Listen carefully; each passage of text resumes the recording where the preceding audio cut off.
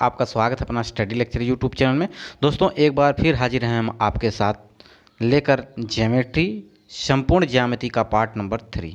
इस पार्ट 3 में हम बात करेंगे महत्वपूर्ण ज्योमेट्री के रूल्स, उसके कुछ बेसिक फैक्ट, उसके साथ साथ जो होंगे उसके प्रमेय का प्रूफ। तो दोस्तों ये सीरीज़ आपको कैसी लग रही है कमेंट बॉक्स में ज़रूर बताइएगा। जो दोस्त चैनल पर पहली बार विजिट कर रहे हो चैनल को सब्सक्राइब करेंगे, बेल आइकन को जरूर प्रेस करेंगे, जिससे मैं कोई भी वीडियो अपलोड करूँ तो सबसे पहले आपके पास नोटिफिकेशन पहुँचे। तो दोस्तों ये पार्ट 3 है, इसके पहले हमने 2 पार्ट अपलोड कर दिया है, तो आप अपना स्टडी लेक्चर यूट्यूब चैनल के प्लेलिस्ट पर विजिट कर सकते हैं और वहाँ से पुराने वीडियो आप देख सकते हैं। तो दोस्तों इसकी पीडीएफ भी आप डिस्क्रिप्शन बॉक्स से तथा टेलीग्राम चैनल से डाउनलोड कर सकते हैं। तो आपसे निवेदन है कि वीडियो को एंड तक जरूर बने रहिएगा, ठीक है। तो आइए वीडियो को शुरू करते हैं, देखते हैं क्या महत्वपूर्ण है आपके लिए आज के सेशन में। देखिए पहला है, जैसे कि बात करते हैं आज हम त्रिभुज के बारे में, ठीक है।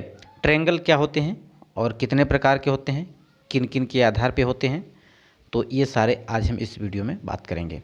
बात करते हैं त्रिभुज की। तो त्रिभुज एक 3 रेखाखंडों से बनी एक ज्यामिति है, रचना या आकृति है जो त्रिभुज की तीनों भुजाओं, तीनों कोण से मिला के जो कि त्रिभुज बनता है। तो 3 भुजाओं से मिला के बनता है। तो यहाँ बात करते हैं त्रिभुज की, तो इनमें 3 भुजाएं होंगी और 3 क्या होंगे, वर्टेक्स होंगे, 3 शीर्ष होंगे और 3 कोण होंगे। तो यहाँ पे 3 महत्वपूर्ण बातें यहाँ पे समझ में आई। एक बात कि इनमें 3 भुजाएं होंगी, दूसरी इसमें 3 कोण होंगे, तीसरी बात जो आई निकल के वो है इनके 3 शीर्ष होंगे, अर्थात शीर्ष 1 होगा यहाँ पे, 2 यहाँ पे हो जाएगा और 3 यहाँ पे। तो दोस्तों इनके 3 फैक्ट्स हैं त्रिभुज के, वो आपके सामने ये हैं।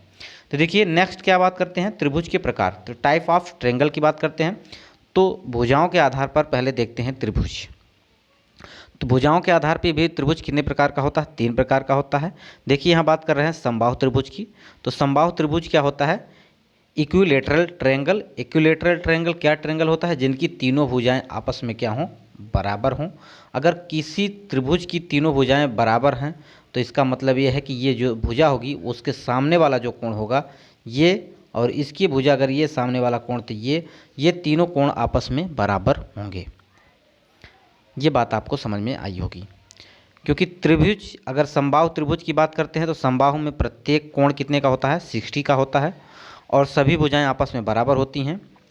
समबाहु का प्रत्येक कोण जो होता है आपस में बराबर होता है। नेक्स्ट बात करते हैं समद्विबाहु त्रिभुज की, आइसोसेलेस ट्रायंगल की। तो आइसोसेलेस ट्रायंगल क्या है, देखिए समद्विबाहु जिसकी 2 भुजाएं क्या हों, आपस में बराबर होती हैं। अगर 2 भुजाएं बराबर हैं तो उनके सामने का जो कोण होगा वो कोण भी आपस में क्या होगा, बराबर होगा। अगर देखिए ये त्रिभुज है, ये है ए बी और सी।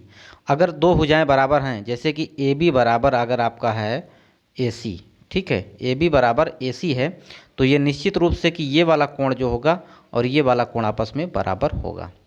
ये बात आपको समझ में आई होगी। जब 2 भुजाएं आपस में बराबर हैं तो उनके सामने के कोण भी आपस में बराबर होंगे, और यदि किसी त्रिभुज के 2 कोण आपस में बराबर हैं तो उनकी विपरीत भुजा भी क्या होगी, बराबर होगी। यह है आइसोसेलेस अर्थात समद्विबाहु का रूल्स। नेक्स्ट बात करते हैं स्केलेंट ट्रायंगल का, विषमबाहु त्रिभुज की। तो विषमबाहु त्रिभुज कौन सा त्रिभुज होता है, जिसकी सभी भुजाएं क्या होती हैं, भिन्न भिन्न होती हैं। अर्थात जैसे ए, ये बी हो गया और ये सी हो गया, तो सभी भुजाएं क्या हैं यहाँ पे अलग अलग हैं। तो अगर सभी भुजाएं आपस में अलग अलग हैं तो उनके कोण भी आपस में अलग अलग होंगे, ठीक है। तो ये बात आपको समझ में आई होगी। यदि किसी त्रिभुज के 2 कोण असमान हों तो बड़े कोण की सम्मुख भुजा बड़ा एवं छोटे कोण की सम्मुख भुजा छोटी होती है। बात करते हैं यदि किसी त्रिभुज की 2 भुजा असमान हो तो बड़ी भुजा का सम्मुख कोण, जैसे 3 भुजाएं हैं इसमें, तो अगर 2 भुजाएं असमान हो तो सबसे बड़ी वाली भुजा के सामने का जो एंगल होगा सबसे बड़ा होगा, सबसे छोटी वाली भुजा के सामने का एंगल सबसे छोटा होगा। ये होता है आपका स्केलेंट ट्रायंगल का रूल्स। तो आपको पीडीएफ में मिल जाएगी, आप पीडीएफ के माध्यम से इसको भी याद कर सकते हैं। नेक्स्ट बात करते हैं आप त्रिभुज के कोणों के आधार पर अकॉर्डिंग टू एंगल कितने प्रकार के होते हैं। बात करते हैं एक्यूट एंगल ट्रायंगल की। न्यून कोण त्रिभुज की बात करते हैं तो न्यून कोण त्रिभुज कौन सा त्रिभुज कोण होता है, न्यून कोण जिसका, देखिए न्यून कोण क्या होता है, पिछले वीडियो हमने बात किया था न्यून कोण का मान क्या होता है, ये होता है कि 90 से क्या मान, उसका मान क्या होना चाहिए, छोटे होने चाहिए। ठीक है, दो कोणों का मान हमेशा 90 से बड़ा भी होना चाहिए, ये भी एक रूल्स है। अगर इसका मान 45 है, ठीक है, ये भी 45 है, तो ये 90 हो जाएगा। लेकिन यहाँ पर ये बन जाएगा आपका right angle triangle. Right angle triangle नहीं, बल्कि इनका मान जो होना चाहिए ये हो जाएगा आपका, तीनों कोणों का मान क्या होना चाहिए, 90 से छोटे होने चाहिए। और दो कोणों का मान 90 से अधिक होना चाहिए। ये भी रूल्स फॉलो करता है यहाँ पे। ठीक है, नेक्स्ट बात करते हैं न्यून कोण त्रिभुज में किसी भी दो कोण के योगफल 90 से बड़ा होना चाहिए। देखिए यहाँ पे बात की गई है।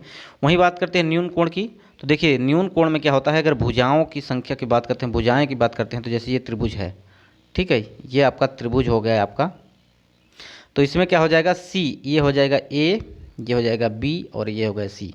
तो सबसे बड़ी भुजा का स्क्वायर जो होता है वो वाले, उसका योग जो होता है दो अन्य भुजाओं के योग से हमेशा छोटा होना चाहिए।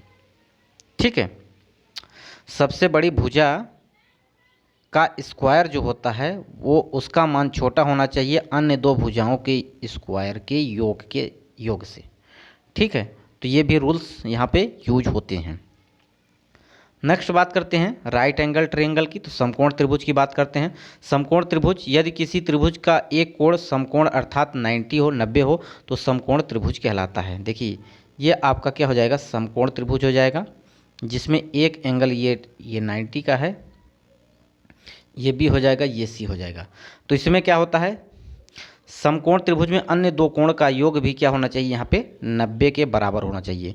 देखिए अभी हमने क्या बात किया था, न्यून कोण का। न्यून कोण का मान क्या होना चाहिए, अन्य दो भुजाओं का योग जो होता है तीसरी भुजा से क्या होना चाहिए, तीसरे कोण से क्या होता है, 90 से प्लस होना चाहिए। इसमें 90 के बराबर होना चाहिए। ठीक है, क्या होना चाहिए, 90 का।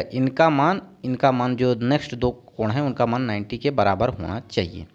यदि किसी त्रिभुज में दो कोण का योगफल तीसरे कोण के बराबर हो तो क्या होता है, वो समकोण त्रिभुज कहलाता है। यही बात करते हैं भुजाओं के आधार पर, तो इसका कर्ण का स्क्वायर होता है, ये बराबर होता है ये आधार का स्क्वायर प्लस लंब का स्क्वायर, अर्थात कर्ण पर जो स्क्वायर बनेगा वो स्क्वायर अन्य दो भुजाओं के स्क्वायर के योग के बराबर होगा। ये बात आपको समझ में आई होगी। नेक्स्ट बात करते हैं ऑब्ट्यूस एंगल ट्रायंगल की, तो ये अधिक कोण त्रिभुज की बात करता है। त्रिभुज, अधिक कोण त्रिभुज क्या होता है, जिसका एक कोण क्या हो, 90 से अधिक हो। ठीक है, एक कोण क्या होगा इसका त्रिभुज का, ये 90 से अधिक होगा, और अन्य दो कोणों का योग जो होगा वो होगा 90 से कम होना चाहिए। ठीक है, ये भी यहाँ पे रूल्स फॉलो होता है। अधिक कोण में एक कोण जो होगा 90 से अधिक होगा, अन्य दो कोण होंगे वो 90 से कम होंगे। नेक्स्ट बात करते हैं, अगर इनकी भुजाओं के आधार पर देखते हैं तो ये सी का अर्थात कर्ण का स्क्वायर जो होगा, सबसे बड़ी भुजा का स्क्वायर जो होगा वो अन्य शेष दो भुजाओं के योग के स्क्वायर के से बड़ा होना चाहिए। ठीक है, तो यहाँ ये फार्मूला ये हो जाता है ऑब्ट्यूस एंगल के लिए। ये बात आपको समझ में आई होगी, तो पीडीएफ के माध्यम से आप इसका गहन अध्ययन भी कर सकते हैं। बात करते हैं त्रिभुज से जुड़े कुछ टर्म्स की बात करते हैं, टर्म्स रिलेटेड टू ट्रायंगल। देखिए बात करते हैं माध्यिका की, तो यदि त्रिभुज के शीर्ष एवं सम्मुख भुजा के मध्य बिंदु को मिलाने वाली रेखा माध्यिका कहलाती है। बात करते हैं, ये देखिए अगर ये त्रिभुज है तो इसके शीर्ष से इसके इस सामने वाली भुजा के मध्य बिंदु को अगर मिलाते हैं तो ये क्या हो जाएगी, ये माध्यिका हो जाएगी। माध्यिका और लंब में अंतर होता है, माध्यिका हमेशा लंब नहीं होती है। ठीक है, तो ये हो जाएगा बी, ये हो जाएगा सी, सॉरी यहाँ पे ये हो जाएगा डी। तो एडी क्या है, ये बीसी का माध्यिका है, मध्य बिंदु है। ठीक है, ये बराबर होगा इसके। तो देखिए यदि किसी त्रिभुज का क्षेत्रफल जो होता है उसके आधार के अनुपात के बराबर में होता है। मान लीजिए अगर इस पूरे त्रिभुज का क्षेत्रफल हम मान लेते हैं 10 है, ठीक है, 10 सेंटीमीटर स्क्वायर कुछ भी है, तो अगर इसका जो आधार का क्षेत्रफल, देखिए आधार तो ये 1:1 हो जाएगा, यहाँ पे ये 1:1 क्योंकि ये आपस में क्षेत्रफल क्या होंगे, बराबर होंगे, तो 2 अनुपात की वैल्यू यहाँ पे 10 आ जाएगी और 1 अनुपात की वैल्यू कितनी आ जाएगी, 5, अर्थात 5 ये हो जाएगा और 5 ये हो जाएगा। तो किसी भी त्रिभुज का क्षेत्रफल जो उसके आधार पर डिपेंड करता है, ठीक है, उसके आधार पर माध्यिका के अनुपात में विभाजित होता है। ये बात आपको समझ में आई होगी। अगर बात कर लीजिए, ये 10 हो गया, अगर टोटल हम बात कर लेते ए बी सी की, यहाँ पे 10 सेंटीमीटर स्क्वायर दिया था, तो हमें अगर पूछना होता, देखिए एक और हम यहाँ पे कर देते, एक माध्यिका और डाल देते, ये कोण और ये कोण आपस में बराबर हो जाता। तो बताइए इसका जो क्षेत्रफल हो जाएगा, क्षेत्रफल मान लीजिए इसको हम एफ डाल देते हैं, तो क्षेत्रफल हम पूछ लेते डी एफ सी, ये वाला एंगल, कौन सा एंगल, एंगल ये वाला त्रिभुज का क्षेत्रफल हमें बताइए। तो देखिए दो आधार बराबर, अगर एक अनुपात है तो 2 अनुपात बराबर, यहाँ पे 5 होता, तो एक अनुपात की वैल्यू कितनी आ जाती है, ये आ जाती है 2.5, ठीक है। तो ऐसे आप यहाँ पे आधार के अनुसार बांट सकते हैं किसी त्रिभुज के क्षेत्रफल को।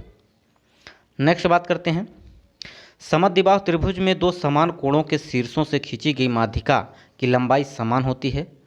देखिए बात कर रहा है समद्विबाहु की, तो समद्विबाहु में अगर देखिए ये भुजा ये आपस में बराबर है। कह रहा है कि समद्विबाहु त्रिभुज में दो समान कोणों के शीर्षों से खींची गई माध्यिका की लंबाई समान होती है।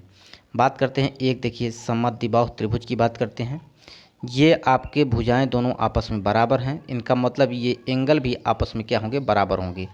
यदि इससे कोई माध्यिका खींची जाती है, तो माध्यिका अगर इस पर हम खींचते हैं, यहाँ से इस पर अगर हम खींचेंगे माध्यिका, तो इन दोनों माध्यिकाओं की लंबाई क्या होगी, आपस में इक्वल होगी। ये बात समझ में आई होगी। ये समद्विबाहु त्रिभुज के लिए है। समद्विबाहु त्रिभुज में असमान कोण के शीर्ष से विपरीत भुजा पर खींची गई माध्यिका विपरीत भुजा पर लंब भी होती है। देखिए बात करते हैं फिर से, ये बात करते हैं, एक समद्विबाहु त्रिभुज है, यहाँ पे समद्विबाहु त्रिभुज है, ये भुजा आपस में बराबर होगी। कह रहा है कि विपरीत जो अन्य कोण है, एक असमान कोण, ये तो कोण दोनों समान हो जाएंगे, ये असमान कोण होगा, इसके शीर्ष से विपरीत भुजा पर डाली गई माध्यिका क्या होगी, विपरीत भुजा पर लंब भी होगी। देखिए माध्यिका भी होगी और लंब भी होगी। ये समद्विबाहु त्रिभुज में ये रूल्स लागू होता है। ये बात आपको समझ में आई होगी। नेक्स्ट बात करते हैं, समद्विबाहु त्रिभुज में असमान कोण से शीर्ष भुजा पर खींची गई माध्यिका शीर्ष को समद्विभाजित करती है। देखिए बात कर रहे हैं, यहाँ पे वही रूल्स है जो कि रिवर्स कर दिया गया है। देखिए ये आपके कोण दोनों क्या हो जाएंगे, ये भुजाएं दोनों समान हैं, इसका मतलब ये कोण भी आपस में क्या होंगे, समान होंगे।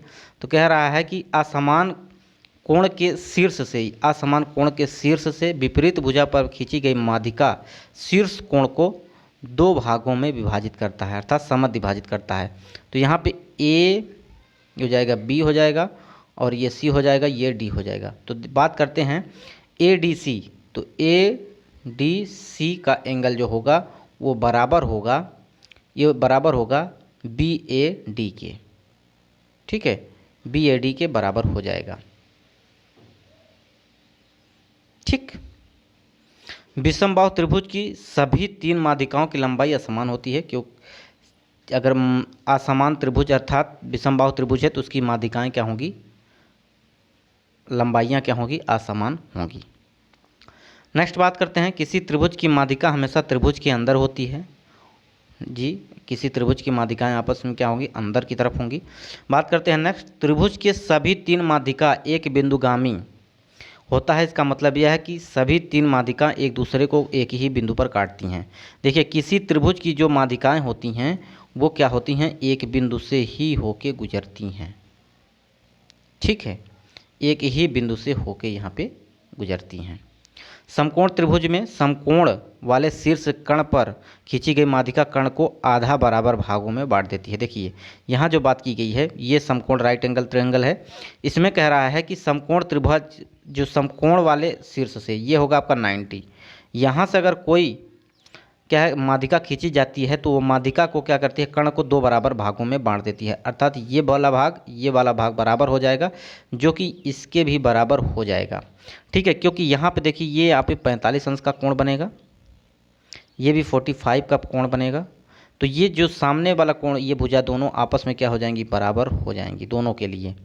जब दोनों के लिए बराबर होंगी तो ये वाला कोण देखिए यहाँ पे 90 बन रहा है, ये भी 90 90 बनेगा तो यहाँ से एंगल जो बनेगा ये वाला, ये भी 45 बनेगा। इसलिए ये भी भुजा क्या हो जाएगी, आपस में बराबर हो जाएगी।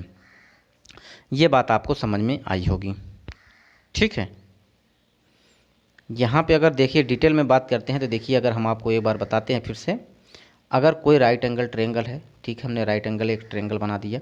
कह रहा है कि यहाँ से 90 वाले एंगल से अगर कोई रेखा यहाँ से माध्यिका खींची जाती है तो ये ए हो जाएगा, ये हो जाएगा बी हो जाएगा, ये हो सी हो जाएगा, ये डी हो जाएगा।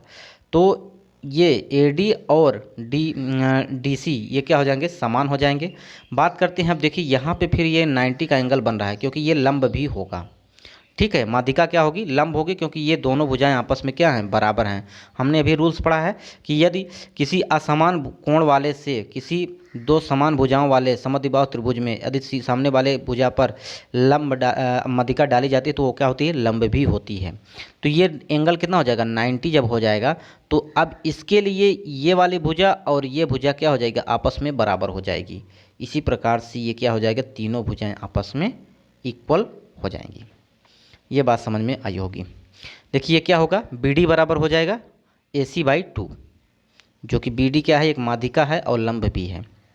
यदि किसी त्रिभुज में माध्यिका अपने संगत भुजा की आदि हो तो त्रिभुज समकोण त्रिभुज होगा, माध्यिका कर्ण पर खींची गई होगी। ठीक है, नेक्स्ट बात करते हैं सेंट्रॉयड की, केंद्रक की, गुरुत्व केंद्र की। किसी त्रिभुज के तीनों माध्यिका हमेशा एक बिंदु पर प्रतिच्छेद करती हैं। ये राइट बात है, क्योंकि किसी भी त्रिभुज की जो है माध्यिकाएं जो हैं वो आपस में एक ही बिंदु से होके गुजरेंगी। ठीक है, अगर एक ही बिंदु से गुजर रही हैं तो उनका क्या होगा, वही उनका केंद्र हो जाएगा, जो कि ये हो जाएगा सेंट्रॉयड। केंद्रक की बात करते हैं तो केंद्रक हमेशा माध्यिका को 2:1 के अनुपात में विभाजित करता है। ठीक है, ये 2:1 के अनुपात में विभाजित हो जाएगा। ठीक है, तो देखिए यहाँ पे 2:1 के अनुपात में भाग रहा है, ए जी बराबर हो जाएगा, ये 2 अनुपात हो जाएगा, ये 1 अनुपात हो जाएगा। तो इसके माध्यम से आप अभी नेक्स्ट जो रूल्स होंगे उनमें हम आपको प्रूफ भी दिखाएंगे। ठीक है, नेक्स्ट बात करते हैं, शीर्ष से सम्मुख भुजा के जोड़ने वाली सरल रेखा जो भुजा के साथ 90 का कोण बनाए लंब कहलाती है। देखिए यहाँ बात कर रहा है किसी त्रिभुज में शीर्ष से सम्मुख भुजा पर जोड़ने वाली सरल रेखा जो भुजा के साथ 90 का कोण बनाए लंब होती है। देखिए यहाँ पे जो भुजा के साथ ये अगर 90 का एंगल बना रही है तो इसका मतलब ये एडी क्या है, भुजा बीसी पर लंब है। ठीक है, ये होगा आपका एडी, जो अगर इस भुजा के साथ 90 का एंगल बना रही है इसका मतलब ये है कि ये बीसी पर लंब है। समद्विबाहु समबाहु त्रिभुज की सभी तीनों लंबों की लंबाई समान होती है। समबाहु त्रिभुज में किसी भुजा शीर्ष से डाला गया लंब उसको माध्यिका होता है। समबाहु त्रिभुज में किसी भुजा शीर्ष से डाला गया लंब उस भुजा का माध्यिका भी होता है। ये बात आपको समझ में आई होगी। जो जैसा कि आप में प्रूव किया गया है, एडी क्या है, लंब है, क्योंकि यहाँ समद्विबाहु की बात कर रहा है। अगर समद्विबाहु की बात करते हैं तो समान कोण वाले शीर्षों से समान भुजा पर खींचा गया दोनों शीर्ष समान लंबाई हो। तो देखिए यहाँ पे जो बात की गई है, अगर ये तो मैंने बात पहले भी कर दी थी कि अगर कोई त्रिभुज है जिसके दोनों कोण आपस में बराबर हैं, अगर दोनों भुजाएं बराबर हैं तो यहाँ से जो माध्यिका खींची जाएगी वो लंब भी होगी। ठीक है, और यहाँ कोणों का अर्धक भी करेगी ये ऊपर। नेक्स्ट बात करते हैं, देखिए यहाँ जो बात की गई है वो वाली बात की गई है, ए बी और बी सी जो कि यहाँ पे बराबर होंगे। देखिए ए बी की बात करते हैं, ए बी और B C then B D बराबर होगा आपका बी डी के, और ये हो जाएगा सी ई के। अगर कोई समद्विबाहु त्रिभुज है तो उसकी माध्यिकाएं जो होती हैं वो क्या होती हैं, वो भी लंबाइयाँ क्या होती है, समान होती हैं। अगर देखिए अगर ए बी अगर ये भुजा बराबर है और ये भुजा बराबर है तो इनके सामने की, देखिए इनके सामने की ये हो जाएगी, ये वाली रेखा हो जाएगी जो कि माध्यिका होगी, वहीं ये वाली माध्यिका होगी, ये आपस में बराबर हो जाएंगी। ठीक है, तो ये रूल्स हैं जो कि आप इसको याद कर लें, ये आपको एग्जाम में बहुत ही हेल्प करने वाले हैं। तो नेक्स्ट वीडियो में मिलते हैं। आपको ये वीडियो कैसा लगा कमेंट बॉक्स में ज़रूर बताइएगा। वीडियो को यहीं समाप्त करते हैं। नमस्कार।